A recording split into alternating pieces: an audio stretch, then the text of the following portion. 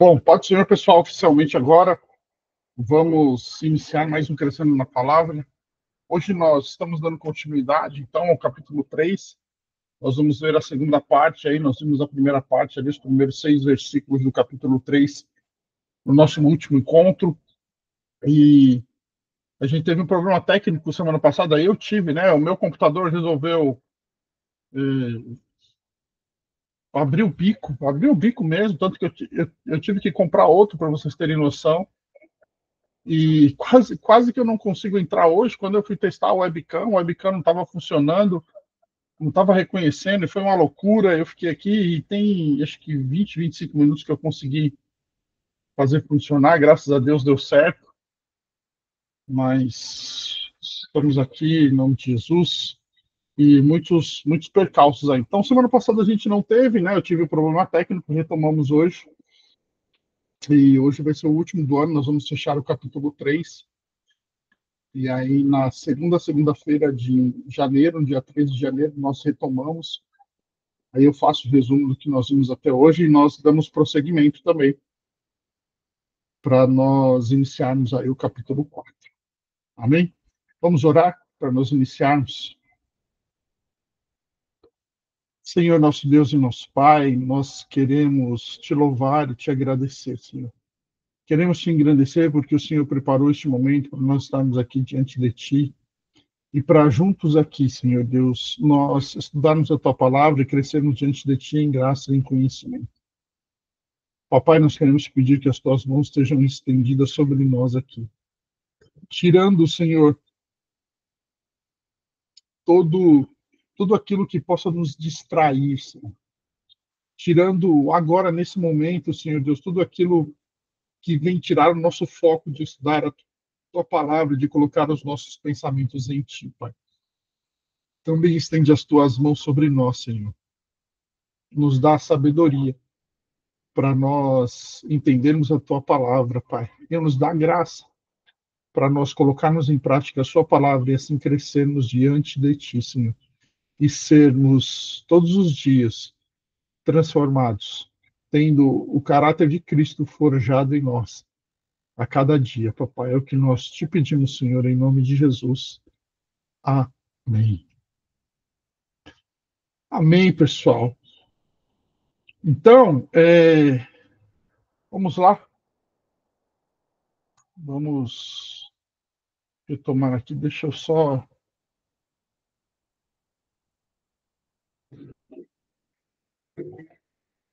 abrir aqui rapidamente.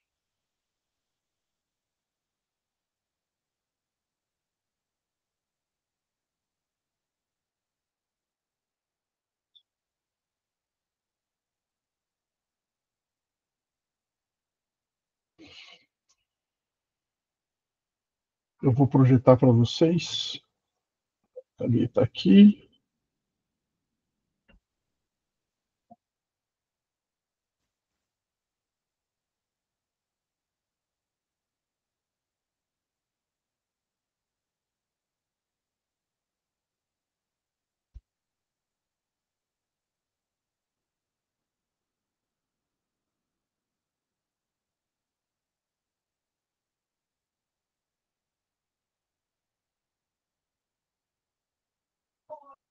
Bom, vamos lá então. Nós vamos dar prosseguimento então, como eu tinha falado, ao capítulo 3. No nosso último encontro, nós vimos que no capítulo 3 ali já tem esse contraste mesmo entre a figura de Jesus e a figura de Moisés ali, e aí ele faz aquela comparação um pouco mais explícita, né, sobre a lei e sobre o evangelho da graça. E aí ele vem dizendo que Cristo é superior a Moisés e que, então, o evangelho da graça é superior à lei, né? E aí ele continua com esse tema, ainda fazendo referência ao povo no deserto. Aqui entra uma exortação muito forte para nós, né? Porque ele vem falando para nós, o autor da carta aos Hebreus, ele vem falando para nós de que nós não podemos negligenciar o quê? A salvação, aquilo que foi pregado, né? Aquilo que foi anunciado não só por Jesus, mas pelos seus discípulos, pelos seus apóstolos, e que havia agora chegado até eles. E aí ele vem então fazendo essa comparação entre Jesus e Moisés e retomando um pouco lá desde o capítulo 1, ele já vem falando que Jesus é superior aos anjos, né? E que Jesus traz então essa revelação plena e definitiva da palavra de Deus para nós. E aí faz o contraste também com a lei que foi dada lá no Sinai. E aí ele vem dizer então que se Cristo, né, lembra que nós vimos que lá no comecinho ele monta uma cristologia, ele desenvolve uma cristologia ali. Então, se Cristo, que é a exata expressão do ser de Deus, né, o Filho de Deus, sem pecado, ele veio e se entregou por nós e trouxe então uma revelação que é superior, ou trouxe um evangelho que é superior ao evangelho, à lei que foi dada lá no Sinai, nós não podemos negligenciar essa salvação, ou isso que foi anunciado. E nós devemos o quê? Nós devemos nos agarrar firmemente àquilo que foi anunciado, tendo fé e tendo perseverança para prosseguir nisso. Então,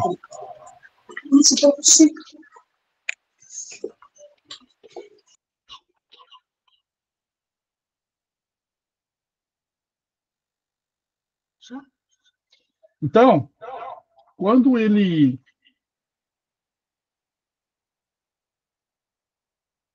Pessoal, minha luz está piscando aí, vocês estão vendo, né? Não é uma balada, não, tá?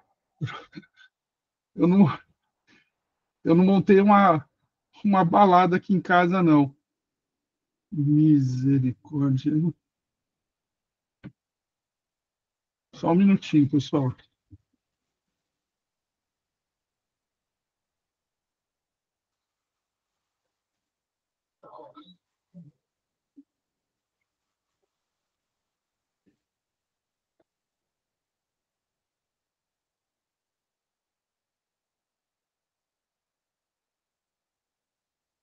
Rapidinho, eu resolvo isso aqui, pessoal. Calma aí. Eu caí na besteira de colocar uma, uma lâmpada inteligente aqui no meu escritório e acho que ela deu problema e ela fica desconectando toda hora. Mas vai. Então vamos lá, pessoal. Desculpa, retomando, né? Vamos retomar. Então ele faz essa comparação e aí a comparação ela fica muito mais evidente para nós agora, porque ele vem falando exatamente sobre lei e graça. A lei que foi dada lá no Sinai, né, por uma instrumentalidade dos anjos, vocês lembram que nós vimos isso, que o mediador era Moisés, né, e que agora o mediador desse evangelho da graça é Cristo. E Cristo quem é? Cristo, ele é o Filho unigênito de Deus, né, que veio como homem, que se humilhou como homem, e que ele pode, então, agora nos socorrer nas nossas fraquezas, nas nossas tribulações, nas nossas tentações. E só que ele faz uma exortação, porque ele diz assim, ó, nós precisamos o quê? Nós precisamos permanecer em Cristo. E aí ele vai começar, então, essa exortação a partir do verso 7 do capítulo 3. Diz assim, vamos ler até o 19. Por isso, como diz o Espírito Santo, hoje, se ouvirem a sua voz, não endureçam o coração como foi na rebelião, no dia da tentação, no deserto, onde os pais de vocês me tentaram, pondo-me à prova, e viram as minhas obras durante 40 anos. Por isso me indignei contra essa geração e disse: o coração deles sempre se afasta de mim, e eles não conheceram os meus caminhos. Assim jurei na minha ira, não entrarão no meu descanso. Tenham cuidado, irmãos, para que nenhum de vocês tenha um coração mau e descrente, que se afaste do Deus vivo. Pelo contrário, animem uns aos outros todos os dias, durante o tempo que se chama hoje, a fim de que nenhum de vocês seja endurecido pelo engano do pecado, porque temos nos tornado participantes de Cristo. Se de fato guardamos firme até o fim a confiança que desde o princípio tivemos, como se diz, hoje, se ouvirem a sua voz, não endureçam o coração como foi na rebelião. E que foram os que ouviram e mesmo assim se rebelaram? Não foram todos os que saíram do Egito por meio de Moisés? E contra quem Deus se indignou durante 40 anos? Não foi contra os que pecaram, cujos cadáveres caíram no deserto? E a quem jurou que não entrariam no seu descanso, senão aos que foram desobedientes? Assim vemos que não puderam entrar por causa da incredulidade. Bom, vamos lá, pessoal. O autor da carta aos Hebreus, no capítulo 3, tem o objetivo de mostrar que Cristo é superior ao Moisés. E aí, para isso, ele vai usar agora 3 argumentos, tá? Retomando, né, os primeiros 6 versos lá. O construtor da casa é maior do que aquele que faz parte da casa. Vocês lembram que nós vimos que Moisés ele faz parte da casa. Ele foi o mediador da lei, né, mas ele fazia parte da casa. Cristo não fez parte da casa. Cristo, ele era o quê? Cristo, ele é aquele que edificou a casa. Né? O Senhor é maior do que o servo. Então, Moisés era servo. Jesus, como edificador da casa, casa que somos nós, né? Ele não é servo, ele é Senhor. E a realização é maior do que o símbolo dela, tipo e antítipo. Vocês lembram que nós vimos isso, né? Tipo e antítipo. Moisés é um tipo, Cristo é a realização desse tipo, então ele é chamado de antítipo. Então, a realização ela é maior. Por quê? Porque quando nós olhamos para o Antigo Testamento, nós vemos que todas as profecias e todos os ritos, principalmente da lei do Sinai, eles apontam para Cristo e se cumprem em Cristo. Então, Cristo ele é maior do que o que? Cristo é maior do que a lei, Cristo é maior do que o servo, ele é maior do que o tipo. Né? Moisés é um dos tipos de Cristo do Antigo Testamento. Né? Então, o que é que nós temos aqui? Nós temos uma exaltação novamente de Cristo para dizer que ele é superior. Por fim, do primeiro trecho do capítulo 3, ele traz uma advertência: se guardarmos firme a ousadia e exultação da esperança. Vocês lembram que nós falamos sobre isso, né? Guardar firme a ousadia e a exultação, né? Nós temos que ser ousados em pregar a palavra e nós temos que nos exultar na esperança. Qual a esperança, pessoal? A esperança de que um dia nós estaremos com ele no céu, de que um dia nós entraremos no seu descanso. Porque aqui no capítulo 3, o autor da carta aos Hebreus, ele começa a trabalhar esse tema do descanso. E é por isso que ele vai fazer aqui um contraste com o povo andando no deserto. E é muito importante a gente parar e pensar sobre isso. Né? Porque assim como o povo peregrinou lá no deserto, nós também somos peregrinos nesta terra. Todos nós somos peregrinos. Né? O reino que nós fazemos parte não é esse reino aqui.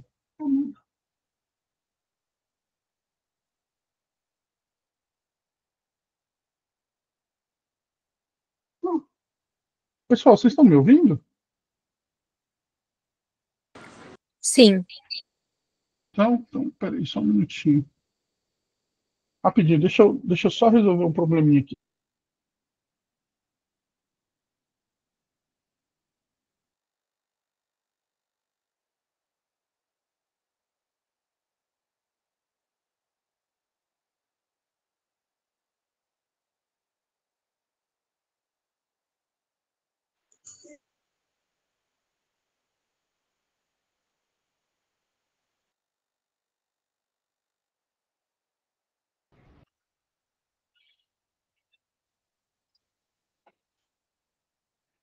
Pronto.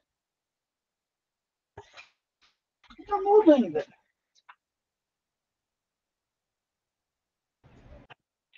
Pronto, retornei, pessoal, desculpa. Mais um problema técnico. Eu ainda estou mexendo em muitas configurações desse computador aqui, então tem muita coisa que não está ainda do jeito que o outro estava, né? Mas eu eu chego lá, tá bom? Então, ele vai começar agora, a partir do verso 7, fazer, então, esse contraste com a peregrinação do povo no deserto e com a nossa peregrinação. E aí, ao fazer esse contraste, ele vai trazer o quê? Ele vai trazer para nós aqui algumas advertências, tá? Vamos lá, vamos ver então. Ó, o verso 7 diz assim, ó, por isso, como diz o Espírito Santo, hoje, se ouvirem a sua voz, não endureçam o coração como foi na rebelião, no dia da tentação no deserto. O autor traz uma segunda advertência aqui. Não endurecer o coração por causa da incredulidade. Essa advertência que ele traz para nós está em contraste com a advertência do capítulo 2, que era a primeira, né? A primeira advertência contra a negligência da salvação, vista à luz da majestade do Filho de Deus. A segunda denuncia o endurecimento do coração, como consequência da subestimação da pessoa e da obra do Filho, vistas em sua humilhação. Então, olha só, a primeira advertência, ele faz assim, ele diz lá no capítulo 2 que nós não podemos ser negligentes. Vocês lembram que nós falamos bastante sobre isso, né? A gente não pode ser negligente com a salvação. Por quê? Porque o povo que perdeu lá no deserto, né, eles tiveram uma perda porque foram desobedientes. A nossa perda hoje ela é muito maior. Por quê? Porque Cristo é superior a Moisés. Então, Cristo traz o quê? Ele traz uma coisa que é superior ao que Moisés trouxe. Moisés trouxe libertação da escravidão do Egito. Moisés trouxe a entrada na Canaã, terra que mana leite e mel. Isso já é maravilhoso. Agora, Cristo traz uma coisa excelente, muito mais excelente do que Moisés trouxe. E aí, então, nós não podemos ser negligentes disso. E aí, aqui, no capítulo 3, então, nessa segunda advertência, ele fala sobre o quê? Ele fala sobre endurecer o coração. Tá? E aqui, pessoal, tem coisas muito importantes que ele vai falar para nós. Vamos prosseguir. Por isso, como diz o Espírito Santo, hoje, se ouvirem a sua voz, não endureçam o coração como foi na rebelião, no dia da tentação no deserto, onde os pais de vocês me tentaram, pondo-me à prova, e viram as minhas obras durante 40 anos. Para dar autoridade a essa advertência aqui, o autor faz uma citação do Salmo 95, 7 e 9, que diz assim: Ele é o nosso Deus, e nós somos povo do seu pasto e ovelhas da sua mão. Hoje, se ouvirem a sua voz, não endureçam o coração, como em Meribá, como naquele dia em Massá, no deserto, quando os pais de vocês me tentaram, pondo-me à prova, apesar de terem visto as minhas obras. Então, aqui, pessoal, o que aconteceu? Ele está fazendo uma advertência para a gente não endurecer o coração, como as pessoas também endureceram o seu coração lá no deserto. Porque a rebelião que ele está falando aqui é quando eles se rebelaram contra o Senhor e se rebelaram também, principalmente, contra Moisés. Quando nós lemos a passagem não só de Êxodo, mas também dos outros livros ali do Pentateuco, que, que narram ou que pelo menos citam esses 40 anos que o povo viveu no deserto, nós vemos que em muitos momentos o povo se rebelou contra Deus. O povo quis voltar para o Egito, o povo disse que o maná não era bom e que eles queriam comer carne, Deus deu carne para eles. Né? E a Bíblia diz que eles comeram tanta carne de aves que saía pelos narizes. É uma coisa até nojenta, assim, eles se fartaram mesmo, né? E tudo isso foi uma rebelião contra o Senhor. E olha só que coisa interessante, porque Deus, ele de certa maneira, ele suportou por um determinado tempo essas rebeliões do povo. Tá? Basicamente, o que fez com que o povo ou aquela geração não entrasse na Canaã foi não a rebelião em si, mas foi a incredulidade, como a gente vai ver. Por quê? Porque aconteceu o seguinte: Eles saíram do Egito e aí eles peregrinaram por 40 dias. Nesses 40 dias que eles peregrinaram, eles viram maravilhas de Deus acontecer. Eles viram a nuvem de dia, a coluna de fogo de noite. Eles viram o mar abrir, eles passaram, e quando os egípcios foram passar, o mar se fechou. Né? Eles viram. Quando eles chegam na entrada, para entrar em Canaã, o Senhor mandou que eles enviassem espias à terra, para ver a terra. E foram enviados 12 espias, um de cada tribo. Quando eles retornam para falar com Moisés, eles viram que a terra estava habitada. A terra era deles, a terra tinha sido dada a eles por Deus, inclusive a terra tinha sido dada a Abraão e a promessa estava sobre Abraão. Então a terra era de Abraão e da sua descendência. Quando eles precisam, quando o povo precisa ir ao Egito por causa da fome, outros povos vieram e tomaram posse daquela terra. Eles chegam na terra agora, a terra é deles, mas eles precisam entrar na terra, eles precisam tirar aquele povo que está lá para eles entrarem realmente na promessa de Deus. Os 12 espias voltam. Quando esses 12 espias voltam, Josué e Caleb chegam para Moisés e falam assim: Moisés, a terra é boa. A terra é boa e vamos lá que a gente vai conquistar o que Deus deu para a gente. Os outros 10 espias falaram: olha, realmente a terra é boa, mas é o seguinte: tem gigante na terra, tem gente na terra, tem homem de guerra na terra. E nós não vamos conseguir tirar eles de lá. E aí, Josué e Caleb, eles se mantêm firmes. E eles dizem assim: não, a gente vai conseguir sim. Vamos que o Senhor é conosco e vai dar certo.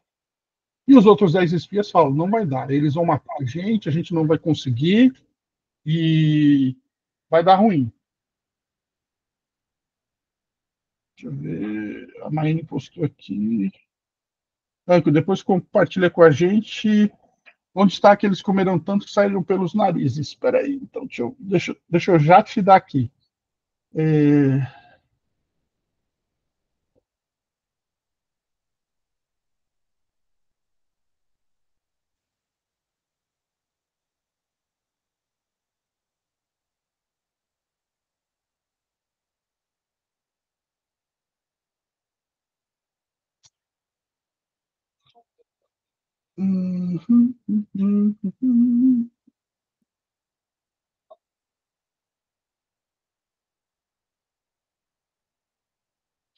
Maine, números 11 de 18 a 20, tá? Ó, eu vou ler o 19 e o 20 só. Vocês não comerão carne apenas um dia ou dois, ou 5, ou 10, ou 20, mas um mês inteiro, até que saia carne pelo nariz de vocês, e vocês tenham nojo dela, porque rejeitaram o Senhor que está no meio de vocês, e se queixaram a ele, dizendo: por que saímos do Egito? Tá? Então, esse texto aí, o Senhor falando, assim, ó, vocês vão comer, mas vocês vão comer até que saia pelo nariz. Isso foram as cordonizes, né, que foram aves que o Senhor enviou. Bom, vamos lá então, retomando. Quando então os 10 espias falam que a terra era boa, mas que não ia dar certo, que eles seriam mortos, o povo desanima. E aí eles fazem a cabeça do restante do povo para se revoltar contra Moisés. Só que quando eles se revoltam contra Moisés ali, eles praticamente estão se revoltando contra o Senhor também e contra a promessa de Deus. Então eles não estão crendo na promessa que Deus tinha feito para eles, que eles entrariam na terra, que eles expulsariam aquele povo de lá e tomariam posse da terra. Bom, qual foi o resultado disso? O resultado disso foi que o Senhor disse que ia eliminar o povo. E aí Moisés então se coloca e fala assim: Senhor, não faz isso. Não mata esse povo, não, porque Deus disse assim: ó, eu vou matar todo mundo, vou fazer um povo novo a partir de você, Moisés. E aí Moisés conversou com Deus e disse: Senhor, não faça isso, olha, os egípcios não vão olhar para a gente, e eles vão pensar o que de ti, que o Senhor tirou a gente de lá para nos matar aqui.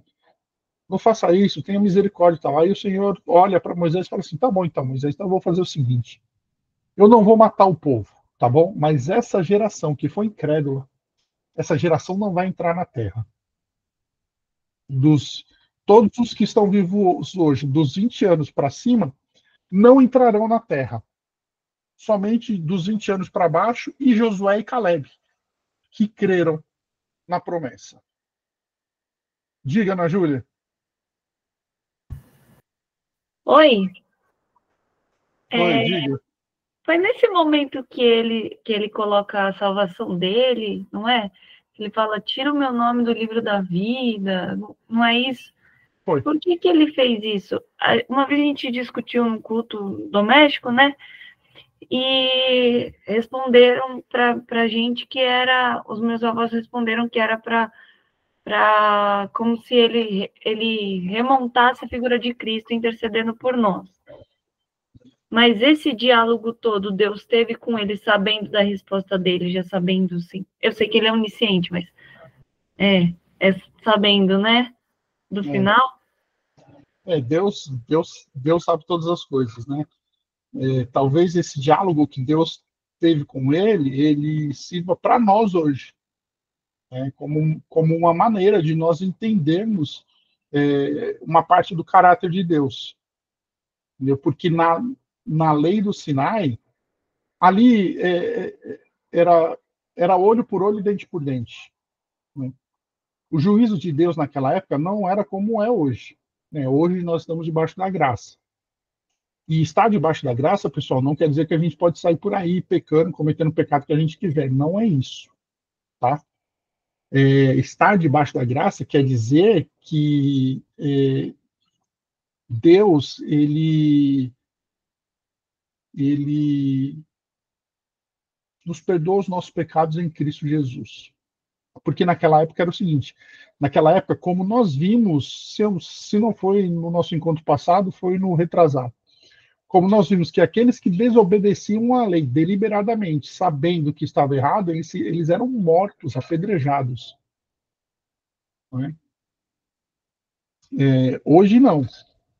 Então, quando Moisés, Deus sabia o que Moisés responderia, porque Deus sabe todas as coisas.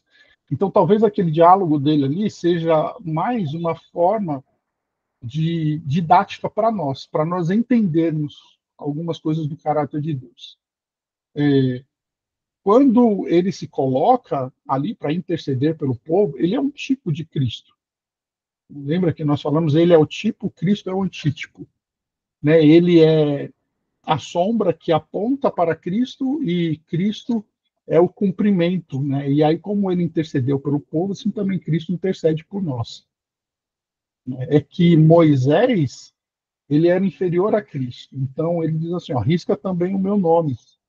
E Cristo não poderia ter o nome dele riscado de maneira nenhuma, porque Cristo não tinha pecado, assim como Moisés tinha.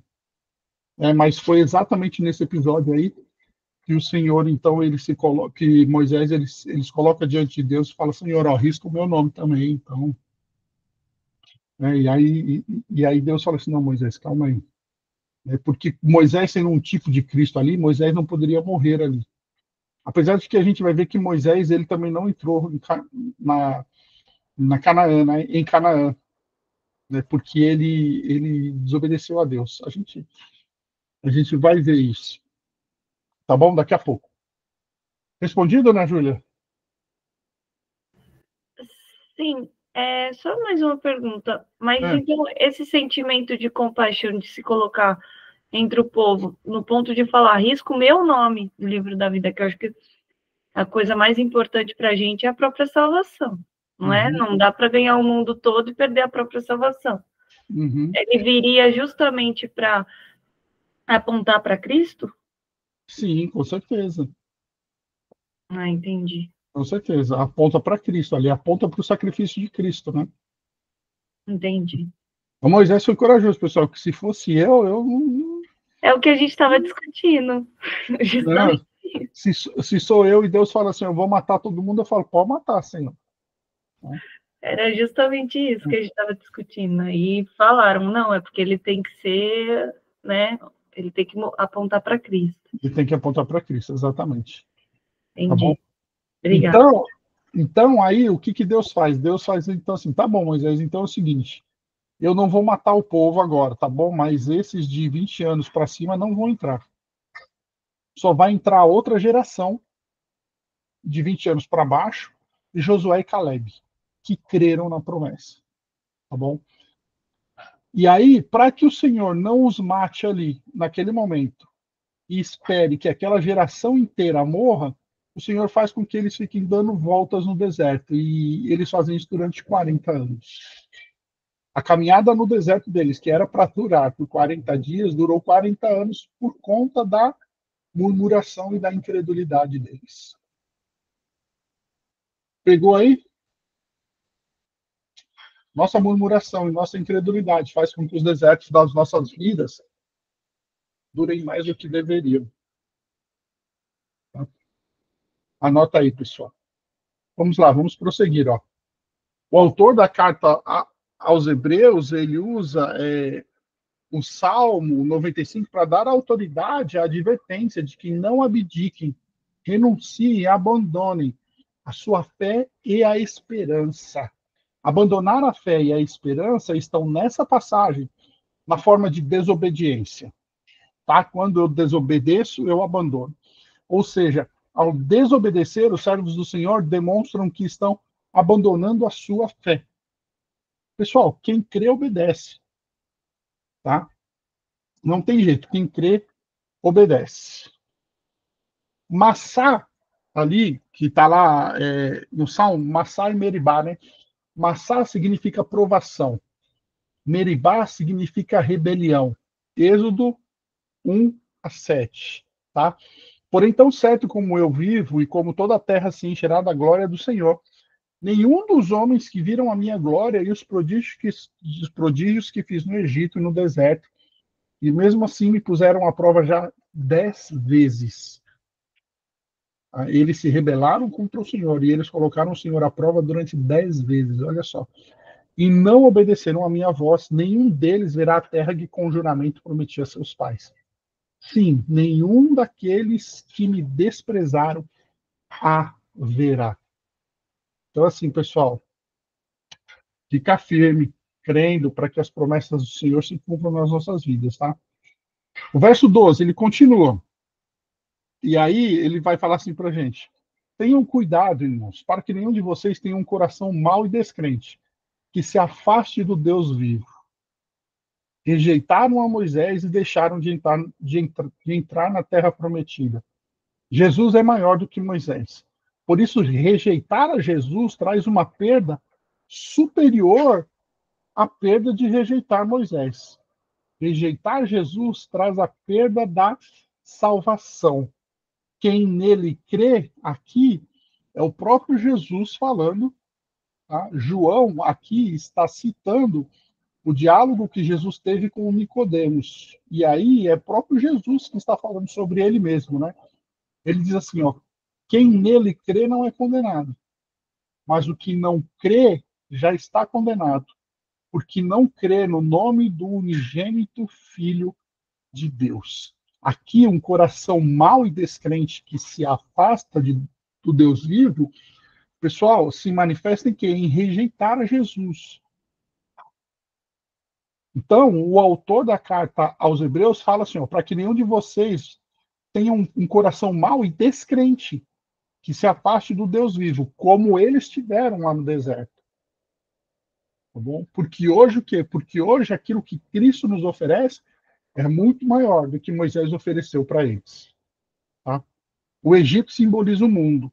O povo queria voltar ao Egito, o povo queria abandonar a Deus, voltar ao mundo, afastar-se de Deus e rejeitar Jesus traz uma consequência muito séria sobre a vida de quem assim o faz. Tá?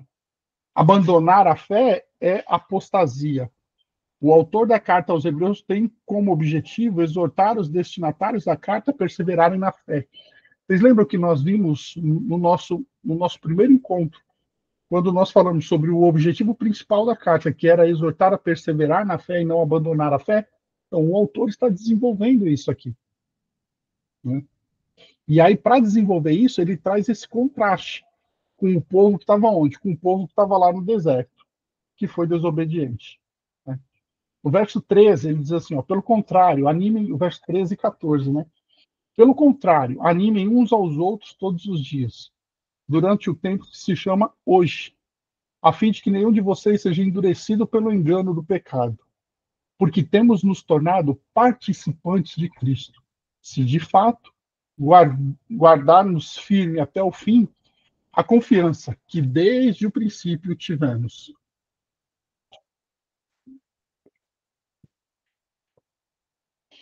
No versículo 13, o autor começa fazendo um incentivo a nos animarmos uns aos outros. Tá? Uns aos outros traz a ideia de encorajamento mútuo e não um isolamento. Quando estamos isolados, sozinhos, somos mais propensos a sucumbir às tentações e às provações, perdendo assim a fé e a esperança. E aqui, povo de Deus, fica uma exortação muito importante para nós. E eu tenho certeza absoluta que algum de vocês já presenciou ou já viu isso que eu vou falar aqui.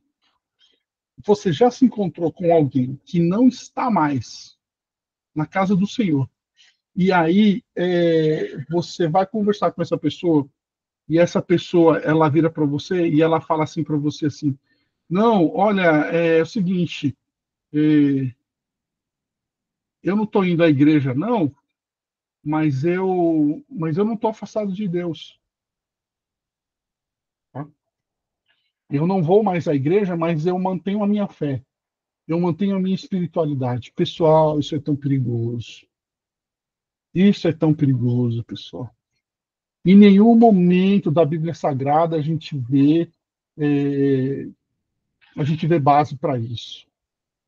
Em nenhum momento, pessoal, da Bíblia Sagrada, em nenhuma passagem da Bíblia Sagrada, a gente encontra respaldo para isso. Muito pelo contrário.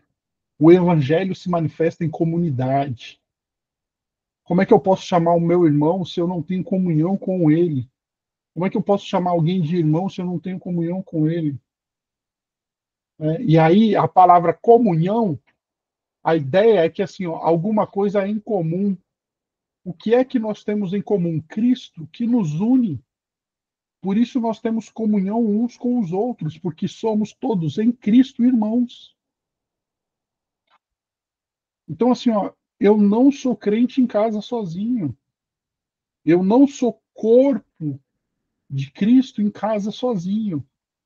E é por isso que o autor, ele traz essa exortação para nós nos incentivarmos e nos animarmos uns aos outros.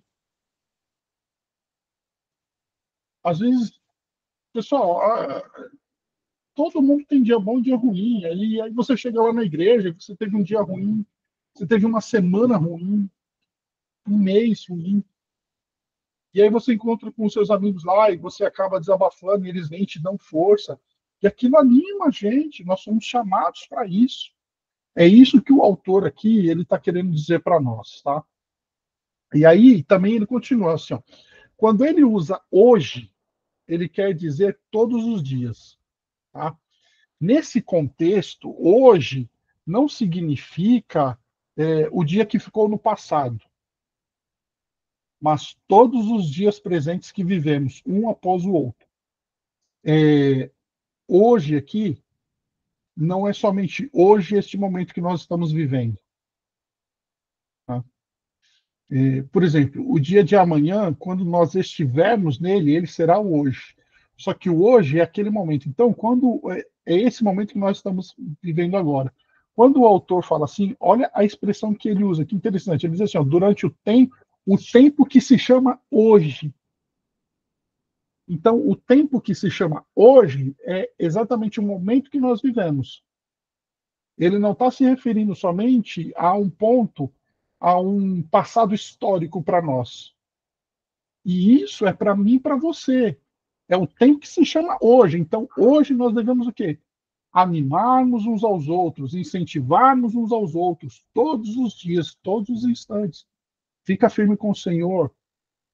Essa prova vai passar, esse deserto vai ter fim, as promessas dele vão chegar. Nós temos que nos animarmos.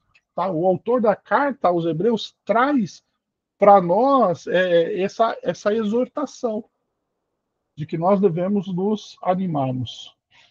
No versículo 14, temos reforçado a necessidade da perseverança, quando ele diz assim, ó, se de fato guardarmos firme até o fim a confiança que desde o princípio tivemos. Desde o princípio, pessoal, primeiro amor. Aquilo que te foi anunciado, aquilo que fez com que você entregasse sua vida para Cristo. Mesmo você que nasceu num berço evangélico, como a gente brinca, né? Você que nasceu na igreja, você que nasceu na fé, um dia você se sentiu tocado por Cristo. E aí você foi lá e se entregou a Ele. Então, mantenha firme isso dentro de você. Como o próprio autor da carta vai falar para a gente nos capítulos posteriores, né? Olhando para Jesus, autor e consumador da fé. Então, quando você estiver desanimado e tal, olha para aquilo que te fez se entregar para Cristo. Olha para aquilo que fez com que você se rendesse ao Senhor. E mantenha firme, persevere isso, guarda até o fim. Sabe? Esse primeiro amor, essa vontade. É lógico, pessoal, que nós amadurecemos na fé, né? Nós crescemos na fé. Mas às vezes é bom olhar para trás e ver não um sentimento que precisava ser amadurecido, um sentimento imaturo lá de trás, mas ver a vontade que nós tivemos de nos entregar a Cristo. Essa vontade tem que permanecer nas nossas vidas todos os dias. Vamos lá, vamos continuar. Quem levantou a mão? Pedro, diga, Pedro.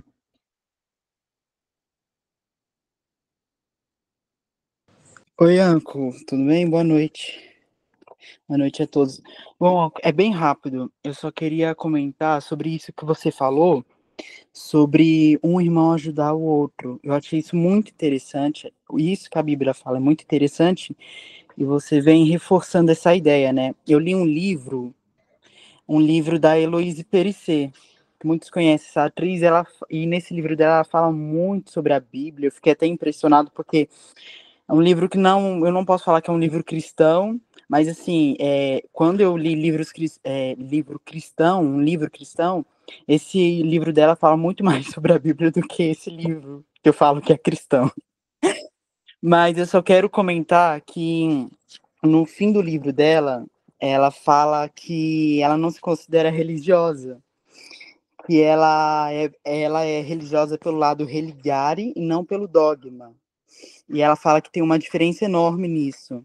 E ela fala assim que muitas pessoas escrevem para ela que na Bíblia está escrito sobre congregar com os irmãos, e ela diz que sabe disso, mas ela não quer fazer disso uma obrigação, e que a igreja para ela é o dia a dia dela. Ela fala que não adianta sentar aos domingos no banco e na segunda-feira não tirar o escorpião do bolso para ajudar outras pessoas, né? E não adianta a pessoa não ter solidariedade, soberba, julgar. Então ela prefere não ir à igreja. E ela fala até mesmo assim que ela prefere manter a igreja bem limpinha e viva no coração dela, que é quando ela se sente quando ela se sente vontade de congregar, ela vai à igreja. Mas eu li isso daí, eu achei um pouco egoísta, né? Porque você acabou de dizer, na verdade, a Bíblia, ela nos diz para ajudar um ao outro, né? Como eu posso ajudar uma outra pessoa se eu não estou ali, né, junto com essa pessoa, né? Se eu não estou ali vivendo com essa pessoa, né? Vivendo cada conquista, cada aprovação com essa pessoa, né? Porque ela fala sobre ajudar o próximo, mas é ajudar aquela pessoa ali que eu vi, né? E eu nunca mais vou ver ela, né? Mas na igreja é diferente, né? Porque eu vejo a pessoa todos os domingos, né? Todas as reuniões eu vejo ali a pessoa, então eu vejo as conquistas, eu vejo as provações, e é muito engraçado isso, né? Mas para mim isso é um egoísmo, Anco. O que você acha disso? Ela tem razão na crítica, mas ela está completamente errada na maneira como ela responde ou como ela vive a própria crítica que ela faz. Tá? Vamos lá, por pontos, de trás para frente. Quando ela diz assim, que não adianta nada você estar sentado na igreja, na segunda-feira você não tirar o escorpião do bolso para ajudar o irmão. ela está certa, tá bom? Mas isso não é motivo para eu deixar de ir à igreja. Porque é muito mais fácil eu ajudar quem eu nunca mais vou ver do que ajudar o meu irmão e depois encontrar com ele na igreja sabendo que ele ainda está precisando de mim mais uma vez. Né? Por exemplo, assim, eu estou na rua, me passa alguém no semáforo, pede um dinheiro para comprar uma comida. Aí eu enfio a mão no bolso, dou o dinheiro para aquela pessoa e falo assim, ó, puxa, eu fiz o bem, né? Eu fiz o que Cristo manda fazer e eu vou embora e nunca mais vejo aquela pessoa.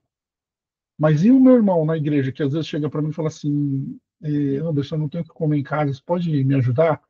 E aí eu dou o dinheiro. E depois encarar aquela pessoa na igreja, você pode ter dois sentimentos. Você pode dizer assim, eu vou lá ver se ela está precisando de mais ajuda, eu quero ajudar. Você pode falar assim, ó, eu vou sair pela tangente aqui, porque se ela encontrar comigo, ela vai pedir ajuda de novo. Você entendeu? Então, assim, não é motivo, essa crítica dela não é motivo nenhum para deixar de ir à igreja. O conceito dela de igreja, de corpo, está completamente deturpado. Não é isso que a Bíblia fala. E outro ponto, quando ela fala sobre os dogmas, né? Eu vivo mais o religare do que os dogmas. Que religião em latim significa religare, né? Então, religar, né? Estamos religados com Cristo. Só que o dogma, tá? Quando eu falo de dogma, pessoal, eu não estou falando de uso de costume, eu estou falando realmente de ensinamento bíblico. Tá? Por exemplo, a união hipotástica de Cristo, as duas pessoas, a humana e a divina, unidas em Cristo Jesus. É um dogma. E os dogmas, eles me levam a um conhecimento de quem Cristo é e de quem Deus é. Tá? Dizer Deus é amor é um dogma. Tá bom? É isso, Ana Júlia, ou ter que ajudar alguém que você não gosta. Entendeu? Então, assim, eu não vou à igreja. Tá bom? Por quê? Porque eu vou chegar lá e vou encontrar com. Eu não gosto daquele, e a Bíblia diz que eu tenho que ajudar e tal. Cara, você tem que ir lá e você tem que ajudar. A Bíblia diz que se você tem condições de fazer o bem e você não faz, você peca. Tá? Então, assim, o dogma, muitas vezes, a gente não pode desprezar o dogma. Isso, cara, isso é pensamento de quem acha que a teologia não serve para nada. E como a gente tem estudado aqui, a gente tem visto que a teologia serve para muita coisa. Né? Então, assim, ela está certa na crítica dela, mas ela está completamente errada na maneira como ela lida com essa situação. Vocês escreveram aqui, deixa eu ver. Isso. Ela acaba não tendo nenhum compromisso. Pessoal, e nós temos vivido uma geração que é uma geração que não quer compromisso, tá? Por exemplo, olha, eu estava pensando nisso hoje, que interessante. Olha para as pessoas que não servem a Cristo, que andam neste mundo e vivem, de certa maneira, uma libertinagem, principalmente na área sexual, tá? As pessoas querem sair, querem se divertir, querem ter prazer umas com as outras, sem ter qualquer tipo de compromisso com isso, tá bom? Tem uma pessoa ali que eu encontro de vez em quando, e aí a gente vai lá e a gente está junto, e a gente se satisfaz, mas a gente não tem nenhum compromisso. Isso é libertinagem, isso não é liberdade. Tá bom? A geração que tem surgido, e não é a geração de dentro da igreja que eu estou falando. E em nome de Jesus, que esse conceito não se infiltre na igreja. Tá? Mas essa geração de hoje vive uma falsa liberdade que leva a uma libertinagem, que é relação sem qualquer tipo de comprometimento. Eu não tenho um comprometimento com a pessoa, eu não tenho um relacionamento firmado com a pessoa. Tá? Trazendo isso para os nossos exemplos daquilo que nós estávamos falando, eu não tenho um compromisso de ajudar o meu irmão sempre que ele precisa. Eu vou ajudar aquele que precisou uma vez e que eu não vejo mais, e eu não tenho nenhum compromisso com ele. Isso não é liberdade, isso é libertinagem. Certo? A Vanusa falou, né? Os desigrejados. É isso mesmo, Vanusa. O pessoal acha que não precisa da igreja para ter comunhão com Deus. É um caminho muito perigoso. Exatamente, Ana Júlia. Ajuda para se sentir bondoso. Isso é o espiritismo, né? O espiritismo, eles fazem para ser salvos, né? Para falar assim, ufa, mais uma obra minha. né? Pessoal, não é obra, é graça. Vamos lá, vamos retomar? Bom, aí, então, ele vai para o verso 15, né? 15, 16, 17 e 18, diz assim, ó. Como se diz, hoje se ouvirem a sua voz, não endureçam o coração como foi na rebelião. E que foram os que ouviram e mesmo assim se rebelaram? Não foram todos os que saíram do Egito por meio de Moisés? E contra quem Deus se indignou durante 40 anos, não foi contra os que pecaram, cujos cadáveres caíram no deserto? E a quem jurou que não entrariam no seu descanso, senão aos que foram desobedientes? São os que saíram do Egito, sob a liderança de Moisés, aqueles que experimentaram o poder redentor de Deus, a geração que testemunhou as obras poderosas de Deus no deserto, aqueles que se mostraram desobedientes e se rebelaram contra o Senhor, mesmo estando debaixo de uma aliança de obediência que foi quebrada. Por quem que foi quebrada? Por eles mesmos. Então, olha só, pessoal, olha como isso é importante para nós pensarmos, para nós refletirmos e para nós trazermos isso como ensinamento para as nossas vidas. Eles viram as maravilhas de Deus. Esse povo era pentecostal, tá? Um povo que vê uma nuvem de dia, uma coluna de fogo à noite, que vê o mar abrir, que vê o maná descer do céu todos os dias. Falei, pessoal, isso é povo pentecostal, é povo crente, do manto, do remanto, sabe? Esse povo viu os milagres de Deus.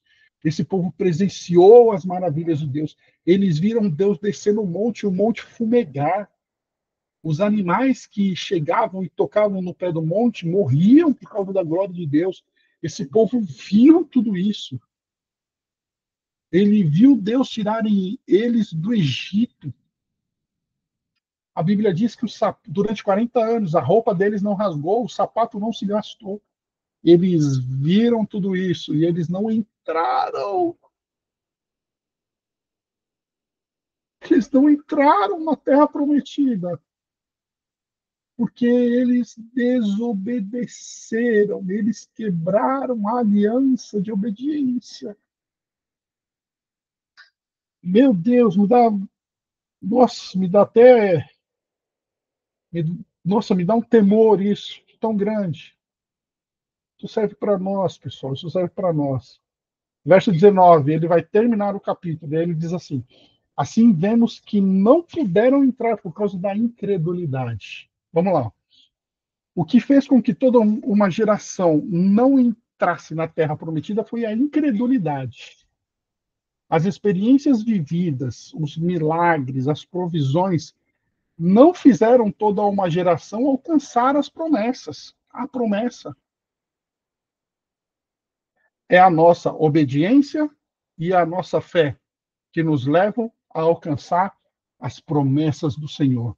Não importa quantos milagres Deus faça na sua vida, você tem que obedecer e tem que ter fé.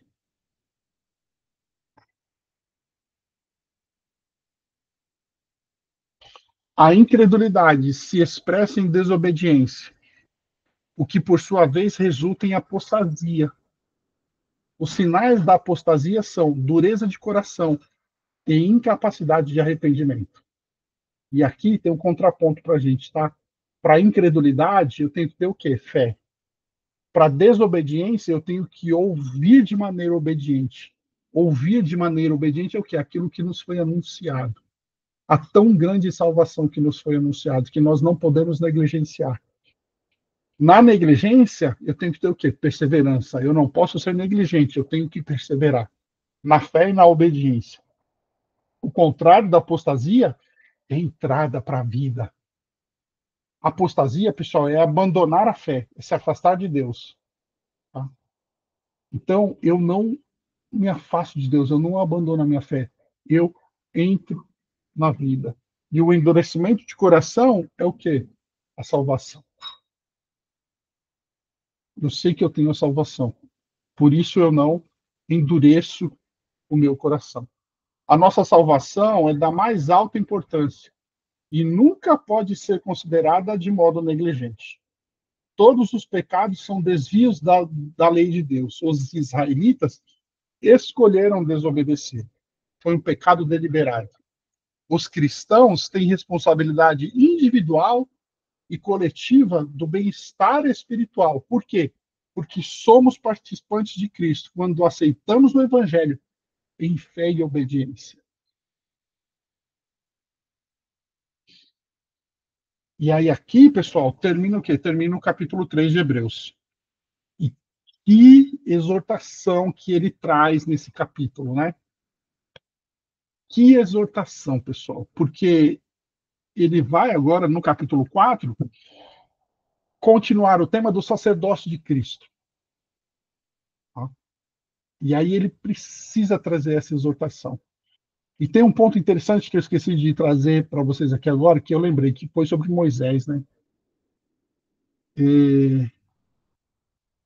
Que fica outro exemplo para nós. Moisés era um tipo de Cristo, como nós falamos, ou seja, a vida de Moisés apontava para Cristo. Moisés foi o maior profeta que houve em Israel. Por meio de Moisés, Deus trouxe a lei para Israel. Moisés foi o libertador do povo de Israel do Egito. Moisés foi aquele que guiou o povo pelo deserto. O Senhor falava face a face com Moisés. Todas as vezes que se rebelaram contra Moisés, o Senhor interveio a favor de Moisés. Olha quantas coisas. E Moisés não entrou na terra prometida. Porque quando o povo se rebelou contra ele, ele se irou. E ao invés de falar a rocha, ele bateu na rocha 2 vezes. E a rocha ali também era um tipo de Cristo. E aí, quando Deus fala para ele assim, ó, fala a rocha, para que a rocha dê água, e ele não fala, ele pega o cajado e ele bate na rocha, na sua ira, ele desobedeceu a Deus e por causa disso ele não entrou na terra prometida. Amém, pessoal? Eu não quero assustar vocês, não é isso, mas esse capítulo de Hebreus traz essa exortação para nós, que é uma exortação profunda para nós olharmos para as nossas vidas e para nós termos em mente que precisamos perseverar em quê? Obediência e fé. Amém?